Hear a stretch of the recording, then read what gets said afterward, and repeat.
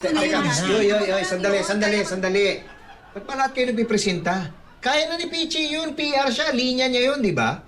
Sir, kasi si Peachy, baka po kasi, baka busy po siya. Si Peachy sa iba pa niyang mga trabaho. Busy? Si Peachy? Busy? No, sir, I'm not busy. Thank you, guys.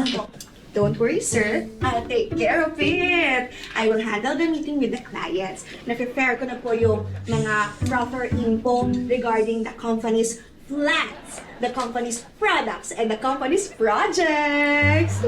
Ako na pong bahala kay Mr. Frotash. O, yun naman pala eh. Wala po ba kayong sasabihin, sir? Meron. Ano po yun? Eh, ba't pinatagal niyo pa? Eh, late na ako. Kaya ni Peachy yan. Sige, mauna na ako, ha? Sige po. Thank you po, Sir Pepito.